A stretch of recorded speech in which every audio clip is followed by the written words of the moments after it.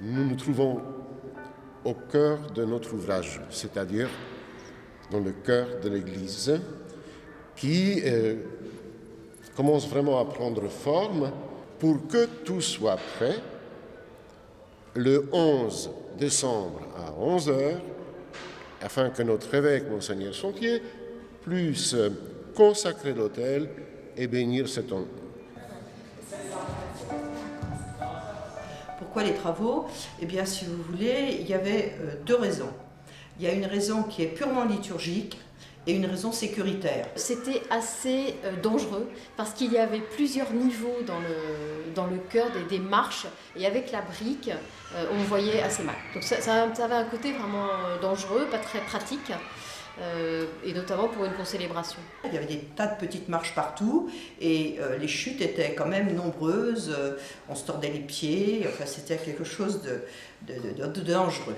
Et de changer d'habitude, ça va rassembler la communauté, ça va la revivifier, tout simplement. C'est la nouveauté qui, donne un nouveau dynamisme à la communauté. On avait un hôtel qui était très grand. Et donc le siège du président était caché derrière l'ambon.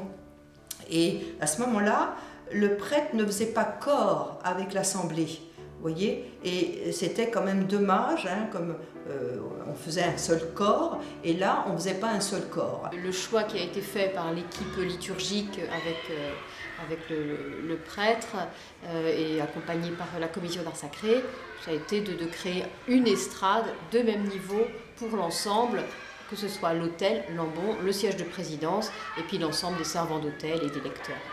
Ici sur les pierres plus grises, on voit la trace de l'autel qui devait dater de l'ouverture de l'église en 1908-1910. On sent qu'il a été déposé puisque les pierres ont une teinte plus foncée. Ici, on a la trace d'un support certainement ou du tabernacle ou c'était symétrique avec le support de la statue de la Vierge. Brique, 1970. Et ici, on a déposé ici le fond qui va être posé donc à la place, qui va porter la sculpture de Marie et l'autel dans les deux chapelles. C'est intéressant parce qu'on voit les traces de comment la liturgie se lit sur les murs de manière par étapes. Voilà. Avec les matériaux de chaque époque. Voilà, avec les matériaux de chaque époque, exactement. Enfin là, c'est une trace seulement pour 1908, mais on voit que les choses évoluent, bougent. Le chœur sera beaucoup plus symbolique qu'il n'était avant. Et puis, il y a aussi le fait qu'il y ait des travaux dans l'église, ça donne une visibilité dans le quartier. C'est-à-dire que c'est une manière de sortir aussi. Il y a une curiosité, forcément, et je pense que cette messe de dédicace, c'est aussi l'occasion de dire, voilà, l'église est là, mais elle est certes dans l'église, on fait des travaux dans l'église parce que ça a un sens liturgique pour nous, mais ça a aussi un sens de sortie, de nouveauté pour l'extérieur, pour les personnes du quartier.